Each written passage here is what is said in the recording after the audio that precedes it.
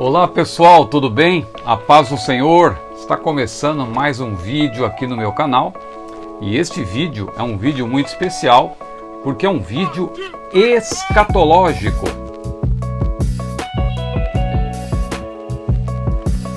Seja bem-vindo ao meu canal, curta, compartilhe este vídeo, se você desejar inscreva-se. E neste vídeo nós vamos procurar responder a uma pergunta que eu tenho recebido muito ultimamente, tanto no meu Instagram como também aqui no YouTube, a respeito dessa invasão da Rússia à Ucrânia. Muita gente está perguntando se essa invasão tem alguma coisa a ver com a profecia a respeito de Gog e Magog. Então eu pretendo responder essa pergunta, mas eu primeiro, claro, ouvi aí muita gente que está falando sobre o assunto. Há muitos especialistas, não é? Especialistas de fato em escatologia, há aqueles que são tanto quanto aventureiros, que se aventuram nessa área, há aqueles que são oportunistas, que se aproveitam dessa oportunidade aí para chamar a atenção, não é? Então eu tive muito cuidado antes de fazer este vídeo, por isso que eu até demorei um pouco também devido às minhas atividades. Eu tinha prometido já fazer esse vídeo, mas eu vou aproveitar e quero fazer aqui uma abordagem tríplice. Primeiro eu quero falar, claro, de maneira introdutória, sobre o que é de fato Gog e Magog, a que se refere Gog e Magog, porque eu tenho visto aí pessoas fazendo menções que geram confusão, não é? Dizendo, por exemplo, que Apocalipse 20 é uma reinterpretação de Ezequiel 38 e tal, tomando uma coisa pela outra, como se Gog e Magog em Apocalipse 20 fosse a mesma coisa de Gog, Magog, Gog da terra de Magog em Ezequiel 38. Não tem nada que ver uma coisa com a outra, são dois eventos completamente diferentes que ocorrem em momentos distintos. Isso é um primeiro ponto que eu quero destacar. Um segundo ponto aqui, eu quero falar sobre os atores de hoje. Alguma coisa, lançando luz, a parte histórica, aí para você entender quem são os atores de hoje. A Rússia, a Ucrânia, etc. Os Estados Unidos, a OTAN, né? E finalmente, a parte que eu quero destacar mais é a resposta que eu gostaria de dar a algumas perguntas que nos vêm à mente pela simples leitura. Quando a gente está lendo Ezequiel capítulo 38 e 39, vem-nos à mente, são suscitadas perguntas pela própria leitura. Por exemplo, quem é Gog, e de onde ele vem, por quê, quando, onde? Esse tipo de pergunta que é interessante responder para nós termos uma visão bastante clara das profecias bíblicas. Você sabe que eu estudo escatologia há muito tempo, mas a minha abordagem é uma abordagem equilibrada. Eu não embarco aí na canoa furada da escatologia especulativa e aterrorizante, mas também eu não sou daqueles que relativizam tudo e acham que não tem nada que ver, cuidado aí e tal. Não, temos que estar atentos ao que está acontecendo no mundo, mas de maneira equilibrada, tá certo? O nosso objetivo é ficar com a escatologia bíblica e não com a escatologia aterrorizante, nem com a escatologia especulativa, nem tampouco com essa escatologia minimalista aí que diz não tem nada que ver e tal. Não, nós temos que ter uma posição equilibrada. Pois bem, então a primeira pergunta que eu quero responder aqui é uma pergunta geral: o que é Gog e Magog, né? Aí nós temos duas profecias. A primeira profecia é aquela de Ezequiel, capítulos 38 e 39, que tem a ver com os povos que serão liderados por Gog. Gog, é bom que se diga, é um príncipe, é um líder. Gog ali em Ezequiel é um título, como se fosse César, Faraó, né? Ou falando do Império Russo, Czar, ou da Alemanha, Kaiser, né? Ou seja, é um título de alguém que vai fazer com que haja um conglomerado de povos que vão se levantar contra Israel. Quando? É isso que nós queremos responder. Então é um conglomerado de povos liderados, povos do norte, aqui é bom enfatizar isso, é um conglomerado de povos do norte, liderados por Gog da terra de Magog. Cuidado, muita gente fala Gog e Magog como se fossem dois povos. Não, Gog é um líder da terra de Magog, né? Em Apocalipse, é aí que vem a confusão, aparece Gog e Magog como se fossem dois povos. Mas ali em Apocalipse não é uma reinterpretação de Ezequiel, pelo contrário, ali na verdade é um termo empregado de maneira metafórica para referir-se ao último levante de Satanás, após o milênio. Então veja como o texto é muito claro. Se você ler Apocalipse 27 a 10, versículos 7 a 10, você vai ver que acabando-se os 1000 anos, o texto é muito claro, Satanás será solto da sua prisão e sairá a enganar as nações que estão sob os 4 cantos da terra. Então veja que não é mais uma referência aos povos do norte, agora já são povos dos 4 cantos da terra após o milênio. O diabo será solto para uma última revolta contra o povo de Deus. E ali diz o versículo 8, Apocalipse 20, versículo 8, Gog e Magog, cujo número é como a areia do mar, para as ajuntar em batalha. Então não é mais nada, não tem nada que ver com os povos do norte, é outra batalha. Aliás, Gog e Magog em Ezequiel 38 não é bem uma batalha, é uma invasão que será frustrada, não vai haver batalha, né?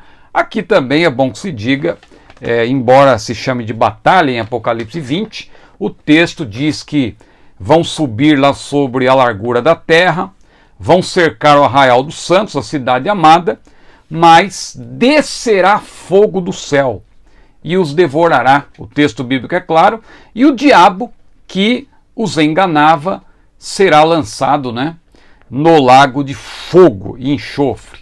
Claro que ali aparece o tempo verbal, está no passado, porque João está descrevendo o que ele viu, uma visão, mas a passagem tem a ver com o futuro, por isso que eu estou falando aqui, empregando o verbo no futuro. Será lançado no lago de fogo e enxofre, onde está a besta e o falso profeta. Então, um primeiro ponto desse vídeo importante a ser destacado é isso. Não confunda a profecia de Ezequiel 38 e 39 com a profecia de Apocalipse 20, versículos 4 a 7. Ezequiel 38 e 39 tem a ver com um levante de povos do norte liderados por Gog contra Israel. Quando? É isso que eu vou falar daqui a pouco. Agora, Apocalipse 27 a 10, claramente, é o último levante, a última revolta de Satanás depois do milênio, que é chamado de Gog e Magog metaforicamente. Metaforicamente, não é uma reinterpretação de Ezequiel 38, mas é outro evento, né? A Bíblia é uma harmonia perfeita. Quando você tem passagens que você não consegue harmonizar, isso pode estar indicando que se tratam de eventos diferentes. É como, por exemplo, o caso das ressurreições. A primeira ressurreição, eu tenho dito aqui, é uma modalidade de ressurreição dos justos que vai acontecer em eventos diferentes.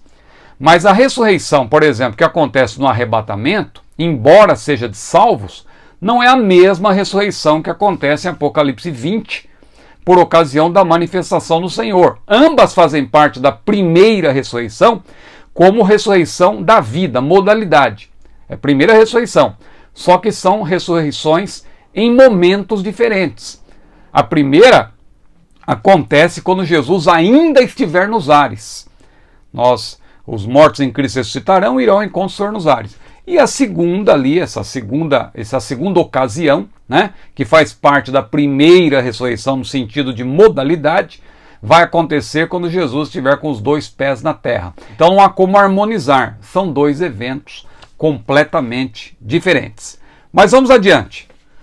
A pergunta que tem sido recorrente, que o pessoal tem me feito muito ultimamente, é se essa invasão da Rússia à Ucrânia tem alguma coisa a ver com Gog e Magog, não lá de Apocalipse 20, mas de Ezequiel 38. Agora que você já entendeu, creio que são 2 eventos completamente diferentes, o que teria a ver, ou se tem de fato a ver, não é? o que está acontecendo hoje com a batalha ou a invasão dos povos do norte a Israel, que será frustrada por Deus, como veremos. Bom, não há tempo aqui de a gente fazer uma melhor pormenorização do que está acontecendo hoje, mas você sabe que hoje no mundo há três forças. Há três forças históricas que estão dominando o mundo. Quais são essas forças históricas? A eurasiana, né? Ou seja, a elite governante da Rússia e da China. É chamada aí de força eurasiana. Você tem a força ocidental, representada pelos Estados Unidos, pelos países principais aí da Europa, né, que tem a ver com uma elite econômica financeira, né, econômico-financeira. E você tem uma terceira força, que é a chamada força islâmica, representada especialmente pela chamada fraternidade muçulmana. Então veja, o poder da Rússia, que eu vou aqui abordar, tem a ver, claro, com um poder, é uma força político-militar. Os outros são principalmente econômico, né, no caso dos Estados Unidos e os principais países da Europa, e representados até pela OTAN, né, que são aquele bloco de países que fizeram aquele tratado do Atlântico Norte para se defenderem mutuamente, né? Então, aí isso já lança luz sobre o que está acontecendo hoje, porque a Ucrânia fazia parte ali de era parte da ex-União Soviética, hoje é um país soberano, né, até que se prove o contrário, e que queria ter uma aliança com a OTAN, fazer parte da OTAN. Só que isso para a Rússia é muito complicado, né? Sem entrar aqui em questões ideológicas, é muito difícil, porque todos os países, e no caso de uma superpotência como é a Rússia, que é membro do Conselho de Segurança, sabe, o Conselho de Segurança da ONU tem 5 países que são membros definitivos: a Rússia, a China, os Estados Unidos, a França e a Inglaterra, que são os principais países aí historicamente. Tem outros, claro, que também cresceram muito e são mais novos, mas que também são potências hoje em dia, como a própria Alemanha, o Japão e assim por diante. Mas os 5 principais países no que tange a ONU, né, são esses que eu falei. É a China, é a Rússia, é os Estados Unidos, é a França e a Grã-Bretanha, né? Então veja, no caso da Rússia, ela como superpotência, ela quer se resguardar. Ela quer que aqueles países em volta de si sejam países que tenham aliança com ela ou que tenham uma relação de subserviência para com ela, né? Que não é o caso da Ucrânia. A Ucrânia está se insurgindo. A Ucrânia quer fazer parte da OTAN. E a Rússia não quer permitir isso. Por quê? Porque se a Rússia permite isso, qualquer país ali da OTAN, por exemplo, poderá, um grande país, poderá usar, né, o território ucraniano para um levante contra a Rússia. A Rússia teme, claro, por sua soberania. Então, grosso modo, eu diria isso. Claro que se a gente tivesse tempo aqui para fazer uma abordagem sobre a Rússia, sobre o tempo em que ela era um império lá, dos czares, né? Pudéssemos falar sobre aquele último czar lá, que foi o Nicolau II, como que surgiu a Rússia comunista, que depois, claro, se tornou a União Soviética, né? Com Lenin, a partir de 1917, quando Lenin ascendeu ao poder, ali houve a chamada Revolução, né? Então Lenin, que depois foi sucedido por Stalin, né?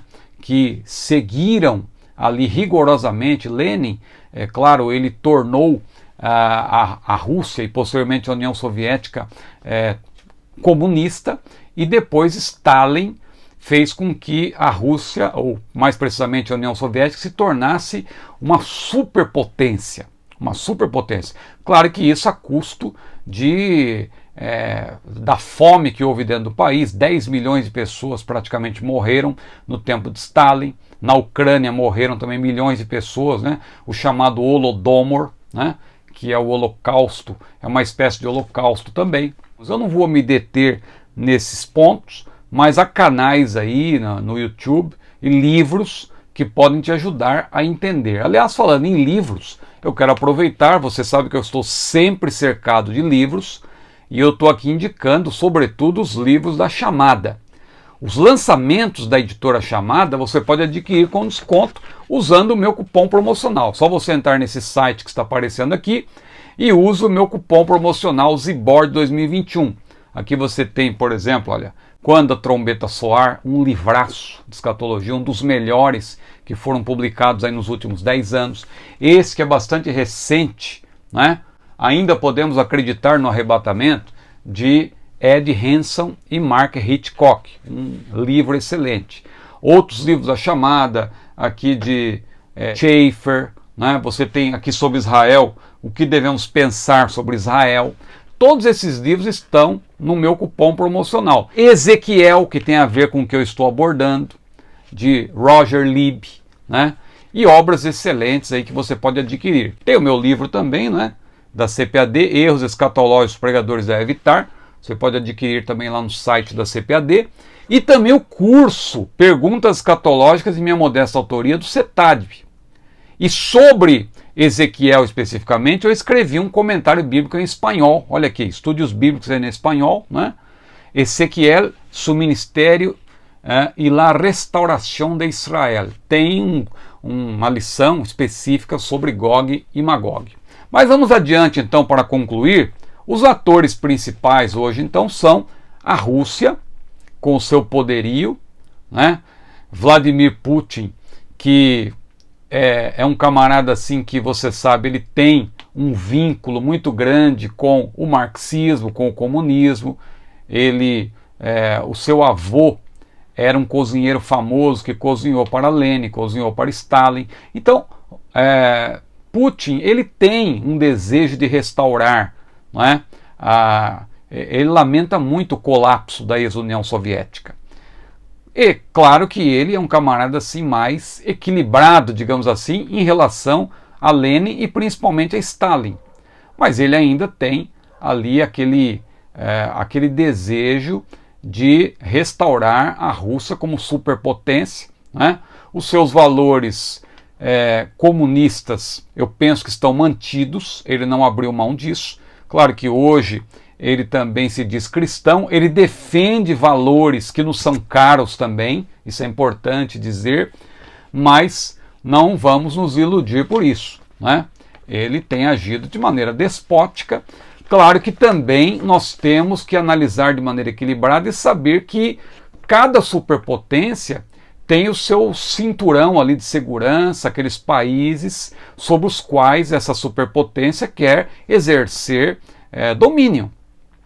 Veja os Estados Unidos. Os Estados Unidos, ele está cercado pelos 2 oceanos, né? E vizinhos que são considerados fracos, né? Agora imagine, por exemplo, se um desses países, o México ou o Canadá, permitisse que a Rússia começasse a estacionar suas tropas ali, seu armamento e tal, e ameaçasse os Estados Unidos. Isso já aconteceu no caso de Cuba, lá na década de 60, aquela história conhecida, né, como os mísseis da Rússia lá em Cuba, no tempo de Kennedy, né? Então veja que tudo isso que a gente percebe, essa movimentação, agora entrando na questão escatológica, voltando a falar aqui das 3 forças históricas que eu mencionei, o anticristo ele vai se valer do poderio político e militar, ele vai se valer do poderio econômico-financeiro e vai se valer do poderio religioso. Ele vai ter um assessor, né, que vai trabalhar para ele, que é o falso profeta. Aliás, não confunda o anticristo com o falso profeta. Eu vejo pessoas dizendo, não, é a mesma pessoa. Não. Leia com atenção Apocalipse 13, 2 Tessalonicenses 2, você vai ver que o anticristo é um líder político e o falso profeta é claramente um líder religioso. São pessoas, são líderes. E o anticristo, claro, ele vai ter o falso profeta como seu principal aliado, mas o domínio do anticristo será um domínio político, econômico e religioso. Ou seja, essas 3 forças que hoje são forças que se contrapõem, né? A eurasiana, representada por Rússia e China, a ocidental, representada pela OTAN, vamos dizer assim, grosso modo, e a islâmica, representada pela fraternidade muçulmana, essas três forças, de certa maneira, vão estar sob o domínio do anticristo. Mas vamos adiante agora, então, para explicar e concluir esse vídeo, aqui fazer uma explicação sobre o que diz a Bíblia em Ezequiel, capítulos 38 e 39. Vamos começar então com uma leitura bíblica. O texto de Ezequiel, capítulo 38 e 39, tratam dessa profecia sobre Gog. Olha que interessante que logo aqui no título não aparece a profecia sobre Gog e Magog, mas a profecia sobre Gog. Gog e Magog a gente fala muitas vezes por causa de Apocalipse 20, que menciona Gog e Magog de maneira metafórica. Mas a profecia, na verdade, é contra Gog da terra de Magog. Não são duas entidades, né? Não são dois povos. É um líder de um povo, o líder do povo de Magog. Então Gog aqui é um título. Então veja, veio a minha palavra do Senhor dizendo, filho do homem, dirige o rosto contra Gog, terra de Magog, ou da terra de Magog, não é? Príncipe, chefe de Meseque e de Tubal, e profetiza contra ele. Então a profecia é contra Gog da terra de Magog, príncipe de Meseque e Tubal. Então vamos fazer aqui algumas perguntas, não somente para esses dois versículos que eu li, mas sobretudo para tudo que a Bíblia menciona nesses dois capítulos, que eu, modéstia à parte, pormenorizo nesse comentário aqui, ó, se você puder adquirir em espanhol, mas é fácil de ler para nós conhecermos a língua portuguesa. Aqui eu pormenorizo. No manual também de escatologia de Dwight Pentecost, ele também aborda isso com muita clareza. Roger Lieb, se bem que eu não fecho 100% com Roger Lieb, porque ele acredita que essa invasão, né, essa tentativa de invasão de Gog a Israel vai se dar no período milenial, né, já no período do milênio, quando Cristo estiver reinando na Terra. Eu vejo dificuldade de defender essa posição, e o Dr. Dwight Pentecost também, para você ter uma ideia. E outros eruditos, né, que tratam dessa questão. Mas vamos devagar. A primeira pergunta, então, quem é Gog? Bom, não é um povo, eu já falei, é um líder, né? Ou seja, é o título de um líder, né?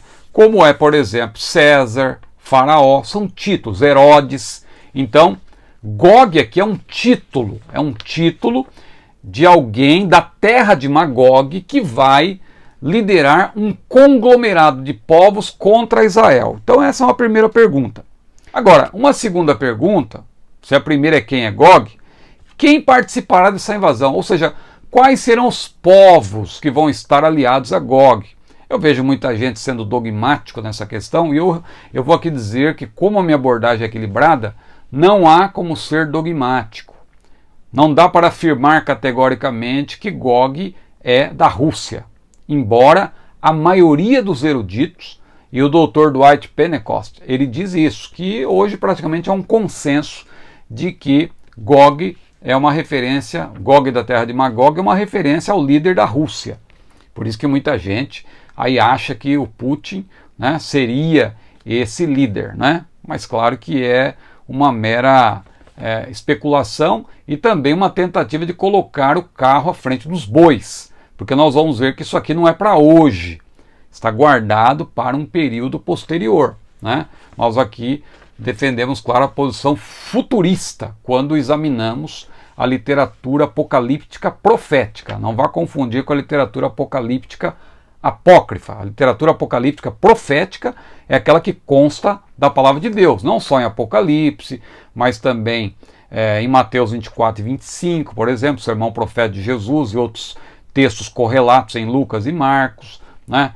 Os livros do Antigo Testamento, Daniel, Ezequiel, as profecias, né, nesses livros, Zacarias, Malaquias e assim por diante. Tudo isso é literatura apocalíptica profética, que diz respeito ao futuro.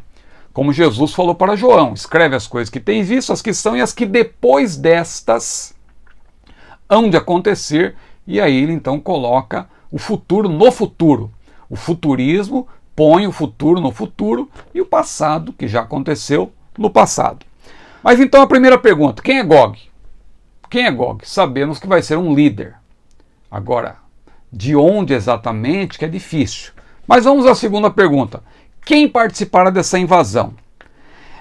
Então veja, me parece claro, mas não posso ser dogmático quanto a isso, que pela localização geográfica, e os especialistas corroboram isso que eu estou falando, né?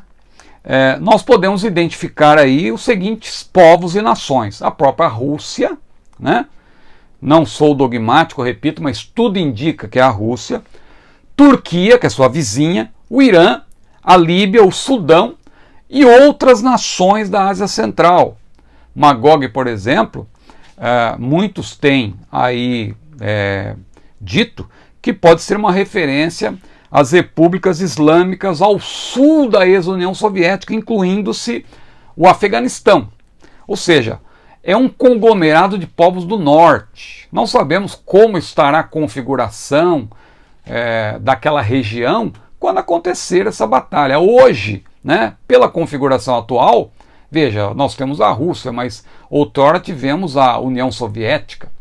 Hoje já não temos mais a União Soviética, mas a Rússia continua exercendo influência e domínio sobre várias nações ali. Outras aproveitaram ali o vácuo de poder, de liderança, quando Boris Yeltsin estava ali no comando, e algumas acabaram ali se separando e se afastando do domínio russo.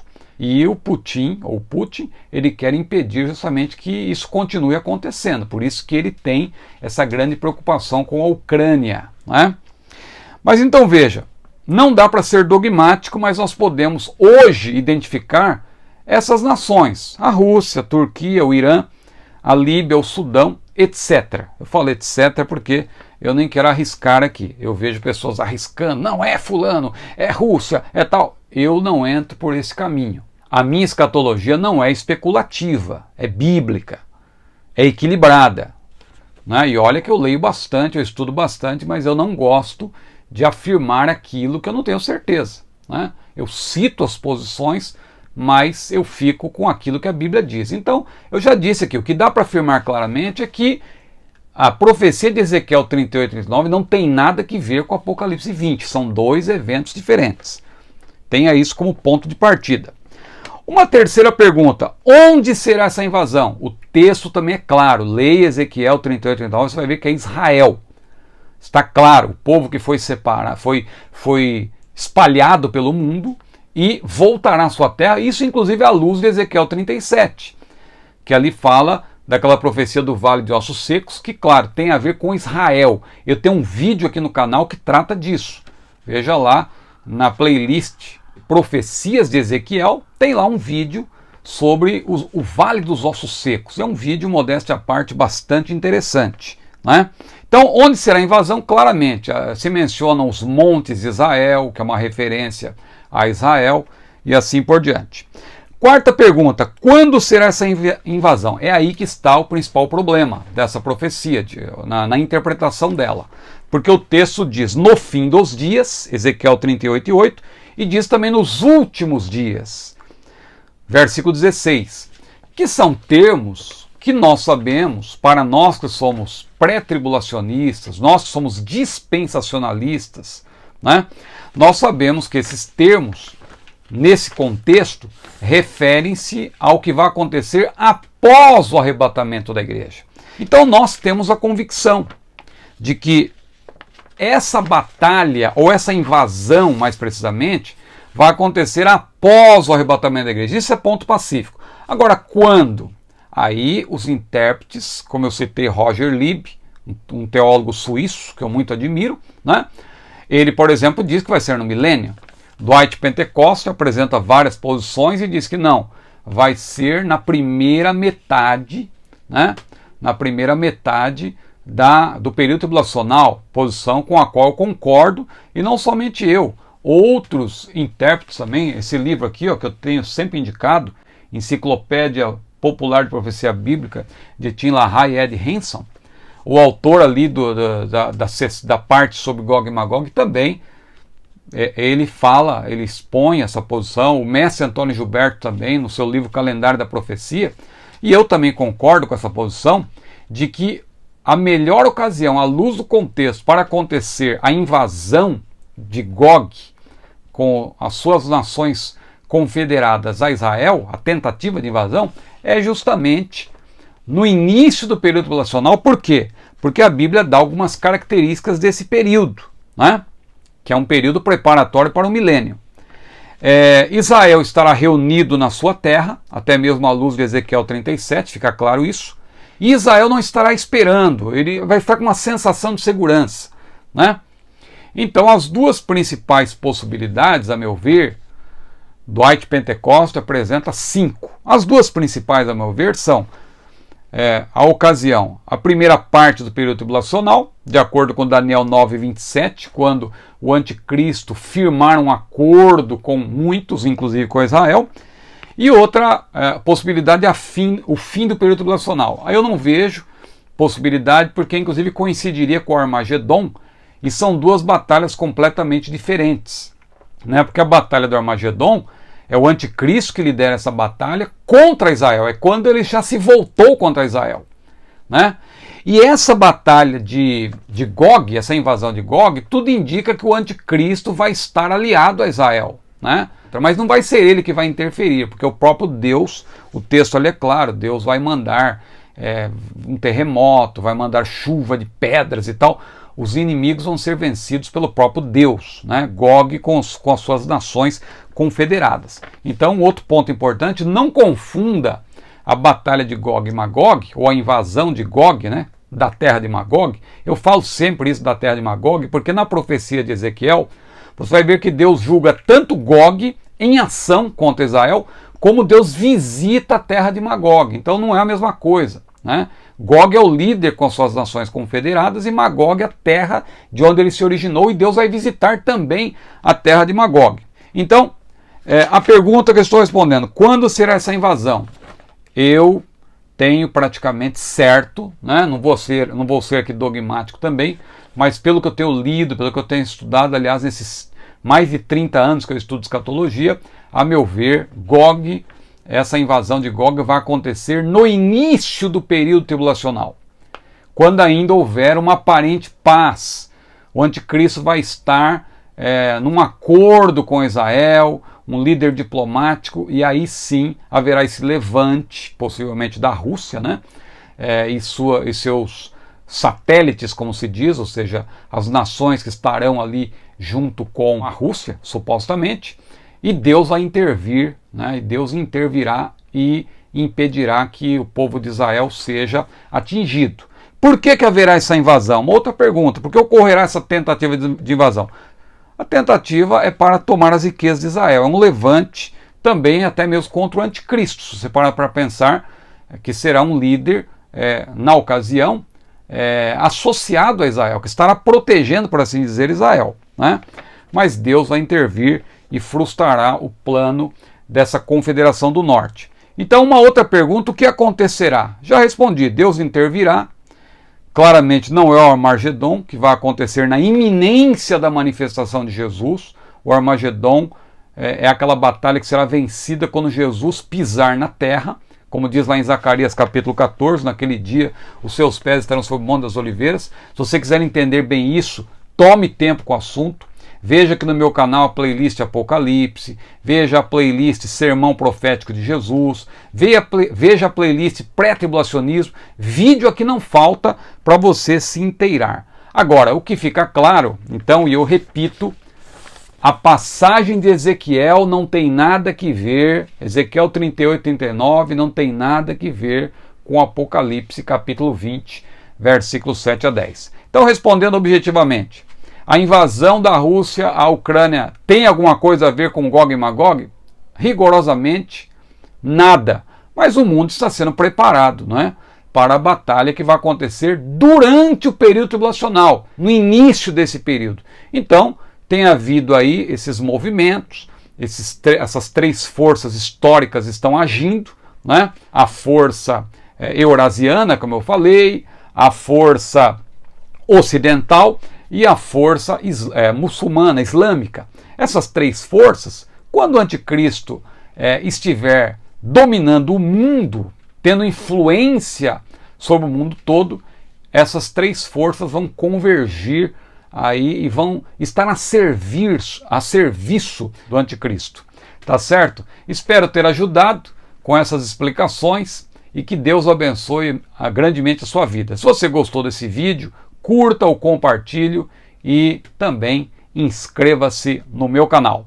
Que Deus abençoe a sua vida. A paz do Senhor.